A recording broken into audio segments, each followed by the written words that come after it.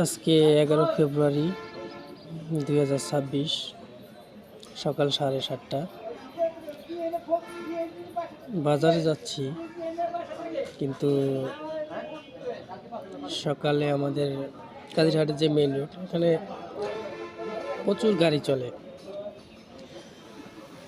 মোটরসাইকেলের অহরহ প্রচণ্ড মোটরসাইকেল চলে এখানে।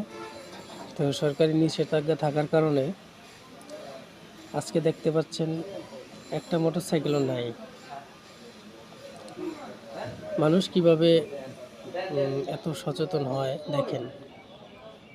আমরা তো এত সচেতন জাতি না। আমরা সরকারি তরফ থেকে যে কোনো নিষেধাজ্ঞা আসুক বা যে কোনো নিয়ম আসুক, ওগুলোকে আমরা ফলো করতে চাই না। আমরা চাই সব কিছু এড়াই যেতে। কিন্তু আজকে সকালের দৃশ্যটা পুরোটাই আলাদা। দেখেন, একটা মোটরসাইকেল নাই।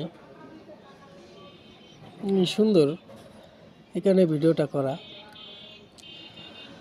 আমরা বলি আমরা আইন কানুন মানি না, আমরা বাঙালি, আমাদেরকে কেউ ঠিক করতে পারবে না, আমরা পরিবর্তন হব না।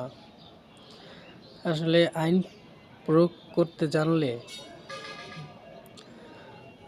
ওইভাবে সব কিছু গুছাতে পারলে অবশ্যই আইন মানতে জনগণ বাধ্য। কেন মানবে না? জনগণ তো আর দেশের শত্রু না।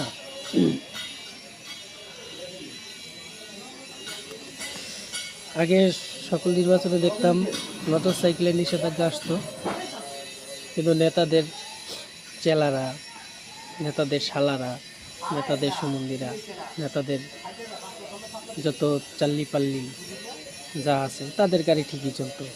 সাধারণ জনগণ, আমাদের মতন মানুষের গাড়ি চলতো না।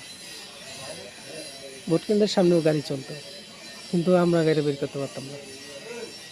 আর আজকের দৃশ্যটা তার পুরোটাই উল্টা।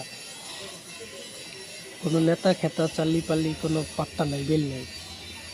আইন সবার জন্য সমান। কারো সাহসই হয় নাই যে গাড়ি নিয়ে বের হবে। এরকম সাহস, দুঃসাহস কেউ দেখায় নাই। আশা করি আগামীকালকে ভোটের কেন্দ্রগুলো এরকম সুশৃঙ্খল থাকবে।